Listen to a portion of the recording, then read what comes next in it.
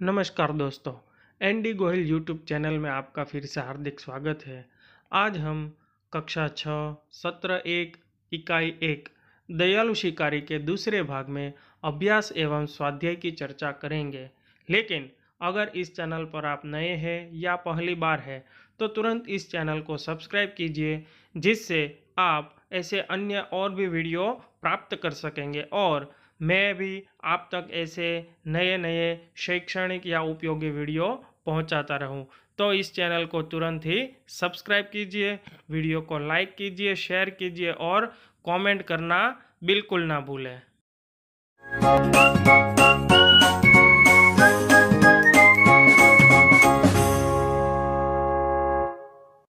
तो आइए सबसे पहले हम अभ्यास के विषय में जानकारी प्राप्त करें और उसके प्रश्नों की चर्चा एवं लेखन करें।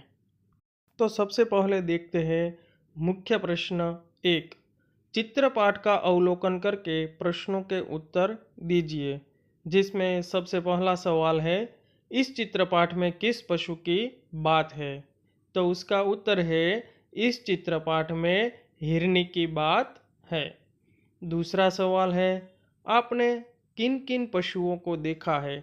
तो दोस्तों, यहाँ पर हम सामान्य रूप से ऐसे पशुओं के नाम लिखेंगे जिन्हें हम रोज़मर्रा के जीवन में देखते हैं। जैसे मैंने कुत्ता, बिल्ली, गाय, भैंस, बैल, बकरी, ऊंट, गधा, घोड़ा और हाथी जैसे पशुओं को देखा है। तीसरा सवाल है, जंगल में कौन कौन से जानवर देखने को मिलते हैं? अर्थात जंगल में रहने वाले प्राणियों के नाम हमें यहाँ लिखने हैं। जैसे जंगल में हिरन, भालू, शेर, बाघ, चीता, हाथी, लोमड़ी, खरगोश, बंदर, लकड़बग्घा आदि जानवर देखने मिलते हैं। चौथा सवाल है, चित्रपाठ के आधार पर शब्दों की सूची बनाइए। उत्तर है, जंगल, हिरनी, शावक, शिकारी, बंदूक, निशाना, टांग, दयालु, पशु, अस्पताल, आंसू जैसे शब्दों को हम यहाँ पर ले सकते हैं। आप चाहे तो और भी शब्द यहाँ पर ले सकते हैं, लेकिन हमने यहाँ इतने ही शब्दों को लिया है। पांचवा सवाल है, चित्रपाठ के आधार पर चुने गए शब्दों को लेकर वाक्य बनाइए। तो यहाँ पर हमें करना यह है कि हमने जो शब्द यहाँ पर पसंद किए हैं उनको लेकर एक एक वाक्य बनाना है। जैसे पहला शब्द है जंगल, तो उसके ऊपर से वाक्य बनाया है, यह बहुत घना जंगल है। दूसरा शब्द है हिरनी, तो उसका वाक्य में प्रयोग है कि हिरनी का रंग सुनहरा था। तीसरा शब्द शावक, हिरनी ने शावक को जन्म दिया। चौथा शब्द शिकारी, शिकारी ने निशाना साधा। पांचवा शब्द है बंदूक, तो बंदूक से वाक्य बनता है, बंदूक से गोली निकली। उसके बाद का शब्द है निशाना, तो उसके ऊपर से वाक्य देखिए, शिकारी का निशाना अच्छा है। उसके बाद टांग, तो उसका वाक्य है, गाय की 4 टांगें होती है। उसके बाद है दयालु, तो राजा बड़े दयालु थे। पशु, तो भैंस दुधारू पशु है। उसके बाद है अस्पताल, हमारे गांव में अस्पताल खुला है। तो यहाँ पर हमने जो शब्दों की सूची बनाई थी उसके ऊपर से हमने एक एक वाक्य लिखा है। मुख्य प्रश्न 2, चित्र के आधार पर निम्नलिखित प्रश्नों के उत्तरों को ध्यान में रखकर कहानी बनाइए। तो उसमें पहला सवाल है, पहले चित्र में हिरनी क्या कर रही है? तो उसका उत्तर है, पहले चित्र में हिरनी दौड़ रही है। दूसरा सवाल है, हिरनी जंगल में क्या क्या खाती होगी? तो उसका उत्तर है, हिरनी जंगल में घास और पेड़ पौधों के हरे पत्ते खाती होगी। तीसरा सवाल है, हिरनी दिखने में कैसी है? तो उसका उत्तर है हिरनी दिखने में सुंदर, आकर्षक और तगड़ी थी। चौथा सवाल है शिकारी हिरनी का शिकार क्यों करना चाहता था? तो उसका उत्तर है शिकारी को शायद किसी भी प्राणी का शिकार करने का शौक था या उसे हिरनी का मांस खाने की इच्छा हुई थी। पांचवा सवाल है गोली मारने के बाद शिकारी ने क्या किया? उत्तर गोली मारने के बाद शिकारी हिरनी के पास गया। छठा सवाल है हिरनी के समीप जाकर शिकारी ने क्या देखा? उसका उत्तर है हिरनी के समीप जाकर शिकारी ने देखा कि हिरनी की टांग में गोली लगी है और उसने एक शावक को जन्म दिया हुआ है। सातवां सवाल है शिकारी हिरनी को कहाँ ले गया? क्यों? उसका उत्तर है शिकारी हिरनी को पशुओं के अस्पताल ले गया क्योंकि हिरनी की हालत देखकर उसे हिरनी पर दया आ गई और उसका इलाज करवाने के लिए अस्पताल में ले गया। आठवां सवाल है शिकारी ने हिरनी के साथ कैसा व्यवहार किया? क्यों? उत्तर शिकारी ने हिरनी के साथ दयापूर्ण व्यवहार किया क्योंकि उसकी दशा देखकर शिकारी को बहुत दुख हुआ था। अब देखते हैं मुख्य प्रश्न 3। वर्ण के आधार पर अधिक से अधिक शब्द बनाइए। उदाहरण ख। ख वर्ण दिया गया है जिसके ऊपर से हम शब्द देखते हैं कि खरगोश, खत्म, खाली, खाना जैसे शब्द हम बना सकते हैं। तो उसी प्रकार हम ट वर्ण पर से शब्द बनाते हैं जैसे टमाटर, टखना, टहलना, टोली आदि जैसे शब्द हम बना सकते हैं। दूसरा वर्ण है ड, तो उसके ऊपर से डोली, डकैत, डरावना, डोरी आदि जैसे शब्द बनते हैं। तीसरा अक्षर है या वर्ण है म, तो उसका ऊपर से मकान, मन्नत, मकड़ी, महान आदि जैसे शब्द बनते हैं। चौथा वर्ण है भ, तो उसके ऊपर से भक्त, भक्ति, भारत और भगवा जैसे शब्द हम बना सकते हैं। दोस्तों, किसी भी वर्ण पर से हमें शब्द बनाते समय एक बात अवश्य ध्यान में रखनी चाहिए कि हम जो भी शब्द बनाए वह कोई ना कोई रूप से मान्य भाषा का ही शब्द होना चाहिए। अगर हम कैसा भी शब्द बनाकर लिख दे तो वह बिल्कुल मान्य नहीं रहेगा। इसलिए अगर हम कोई भी शब्द बनाते हैं तो वह मान्य भाषा में होना ही चाहिए। तो दोस्तों, आइए अब देखते हैं स्वाध्याय के प्रश्नोत्तर। स्वाध्याय के प्रश्नोत्तर में पहला मुख्य प्रश्न है शिकारी हिरनी के पास क्यों गया? अपने विचार लिखिए। उत्तर है शिकारी हिरनी पर गोली चलाने के बाद उसके पास गया क्योंकि वह जानना चाहता था कि गोली निशाने पर लगी है या नहीं। दोस्तों, यहाँ पर एक बात अवश्य जाननी चाहिए कि यहाँ पर हमें अपने विचार लिखने के लिए कहा गया है। तो आप अपने हिसाब से भी इसका उत्तर लिख सकते हैं, ना कि यहाँ पर जो दिया गया है वह लिखे। अपने विचार यहाँ पर लिख सकते हैं।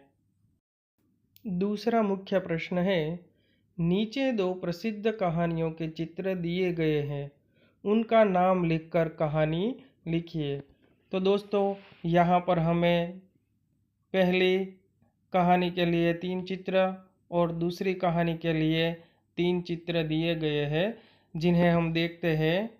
जिसमें पहले चित्र में हम देख सकते हैं कि एक तालाब के किनारे कछुआ 2 हंसों के साथ बात करता हुआ हमें दिखाई दे रहा है। दूसरे चित्र में हम देख सकते हैं कि 2 हंस कछुए को लकड़ी के सहारे उड़ाकर ले जा रहे हैं और कुछ लोग उसे देख रहे हैं। तीसरे और अंतिम चित्र में हम देख सकते हैं कि कछुआ उन दोनों हंसों ने जो लकड़ी पकड़ी थी उसके ऊपर से छूटकर नीचे गिरता हुआ हमें दिखाई दे रहा है। तो दोस्तों, यहाँ पर हमने जो 3 चित्र देखे हैं उसके आधार पर अब हमें एक कहानी की रचना करनी है। तो आइए दोस्तों, अब इस कहानी की रचना करने का हम प्रयत्न करें। तो सबसे पहले इस कहानी का शीर्षक या नाम हम कुछ इस प्रकार दे सकते हैं, जैसे बकवादी कछुआ या बातूनी कछुआ। बकवादी या बातूनी शब्द का अर्थ होता है बहुत बोलने वाला। तो आइए देखते हैं अब कहानी। रतनपुर नाम का एक गांव था। उस गांव के किनारे एक बहुत बड़ा तालाब था। उस तालाब में बहुत सा पानी भरा रहता था। उस तालाब में कई सारे जलचर प्राणी रहते थे। इस तालाब में एक कछुआ भी रहता था। वह बहुत ही बातूनी अर्थात बहुत बातें करने वाला था। वहाँ 2 हंस भी रहते थे। वे कछुए के अच्छे मित्र बन गए थे। एक समय की बात है, वहाँ बरसात कम हुई। कम बरसात के कारण तालाब का पानी सूखने लगा। हंसों ने कछुए के साथ दूसरे तालाब पर जाने का निश्चय किया। वे एक लकड़ी ले आए और उसका एक एक सिरा अपनी चोंच से पकड़ लिया। हंसों ने कछुए से कहा, भाई, तुम रास्ते में बोलना मत। बोलोगे तो लकड़ी मुंह से छूट जाएगी और तुम नीचे गिर पड़ोगे। दोनों हंस कछुए को लेकर उड़ने लगे। रास्ते में एक गांव आया। गांव के लोगों ने आकाश में एक अद्भुत दृश्य देखा, जिसमें दोनों हंस कछुए को उड़ाकर ले जा रहे दिखाई दे रहे थे, जिसे देखने के लिए लोगों की भीड़ जमा हो गई। इतने सारे लोगों को देखकर कछुए से चुप न रहा गया। उसने बोलने के लिए अपना मुंह खोला और उसी समय लकड़ी उसके मुंह से छूट गई और वह जमीन पर गिर पड़ा। तो दोस्तों, इस कहानी से हमें बोध मिलता है कि कभी कभी बहुत बोलना भी बुरी आदत साबित हो सकती है। इसके कारण हम कोई भी बड़ा संकट खड़ा कर सकते हैं या किसी भी बड़ी मुसीबत में आ सकते हैं, यहाँ तक कि हम अपनी जान भी गंवा सकते हैं। इसलिए हमें ज़रूरत से ज़्यादा बोलना चाहिए नहीं। अब हम अगली कहानी के 3 चित्रों के विषय में बात करेंगे। तो यहाँ पर हम पहले चित्र में देख सकते हैं कि एक कौवा पेड़ की शाख पर या डाली पर बैठा हुआ एक घड़े को निहार रहा है अर्थात देख रहा है। दूसरे चित्र में हम देख सकते हैं कि कौवा अपनी चोंच में कंकड़ उठाकर पानी के घड़े में डाल रहा है। तीसरे और अंतिम चित्र में हम देख सकते हैं कि कौवा अब घड़े में से पानी पीकर उड़ता हुआ नजर आ रहा है। अब हम इन तीनों चित्रों के आधार पर एक कहानी बनाने का प्रयत्न करेंगे। तो सबसे पहले देखते हैं कहानी का शीर्षक या नाम, जो हम कुछ इस प्रकार रख सकते हैं, जिसमें कौवे की चतुराई या प्यासा कौवा जैसा शीर्षक हम इसे दे सकते हैं। अब देखते हैं कहानी कैसे बन सकती है। एक कौवा था। वह एक दिन उड़ते उड़ते कहीं जा रहा था। बहुत देर से कड़ी धूप में उड़ रहा था।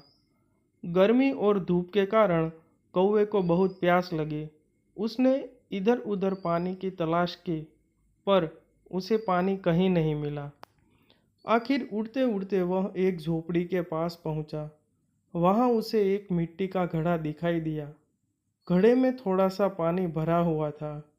वह पानी थोड़ी गहराई में था, जिसके कारण कौवे की चोंच पानी तक नहीं पहुंच सकती थी। पानी ऊपर लाने के लिए कौवा इधर उधर सिर मारने लगा। तब उसे एक उपाय सूझा। वहां आसपास बहुत से कंकड़ पड़े हुए थे। उसने एक एक कंकड़ घड़े में डालना शुरू किया। कंकड़ों के कारण पानी घड़े के मुंह तक आ गया। कौवे ने घड़े का पानी पीकर अपनी प्यास बुझाई और उड़ गया। दोस्तों, इस कहानी से हमें यह बोध मिलता है कि आपत्ति यानी कि मुसीबत आने पर हमें हमेशा धीरज से काम लेना चाहिए और बुद्धि का प्रयोग करना चाहिए। इस चित्रपाठ में बुद्धिमानी से काम करने वाला कौवा हमें यही सीख दे रहा था। दोस्तों, अब मुख्य प्रश्न 3 में देखते हैं कि यहाँ हमें और भी कई चित्र दिए गए हैं जिनमें से हमें यह मालूम होता है कि यह कहानी कौवा और लोमड़ी के बीच की कहानी है। तो अब हम इन चित्रों के आधार पर भी कहानी बनाने का प्रयत्न करेंगे, जिसमें सबसे पहले चित्र में हम देख सकते हैं कि एक कौवा पेड़ की डाल पर मुंह में रोटी दबाए हुए बैठा है। दूसरे चित्र में हम देख सकते हैं कि उसी पेड़ के नीचे एक लोमड़ी हमें खड़ी हुई दिखाई दे रही है। तीसरे चित्र में हम देख सकते हैं कि लोमड़ी कौवे की ओर ध्यान करके बैठी है। चौथे चित्र को देखने से पता चलता है कि लोमड़ी कौवे के साथ कुछ बात कर रही है। पांचवें चित्र को ध्यान से देखें तो हमें पता चलता है कि कौवा कोई गाना गा रहा है और रोटी कौवे के पैर में है। छठे और अंतिम चित्र में हमें यह दिखाई दे रहा है कि लोमड़ी मुंह लटकाकर और लाल टपकाते हुए वहां से चली जा रही है। अब हम यहाँ इन चित्रों के आधार पर कहानी बनाने का प्रयत्न करेंगे। तो कहानी हम कुछ इस प्रकार बना सकते हैं। सबसे पहले उसका नाम हम रख सकते हैं कौवा और लोमड़ी। और दोस्तों, आप अपने हिसाब से भी इस कहानी का नाम रख सकते हैं। तो आइए देखते हैं कहानी। एक बार एक कौवे को न जाने कहाँ से एक रोटी मिल गई। वह रोटी लेकर पेड़ की डाली पर बैठा। इतने में एक लोमड़ी पेड़ के नीचे आई। उसे जोरों की भूख लगी हुई थी। उसकी नज़र कौवे की रोटी पर पड़ी। उसके मुंह में पानी आ गया। उसने सोचा, कौवे को मूर्ख बनाकर मैं उससे रोटी ले लूं। लोमड़ी को एक चालाकी सूझी।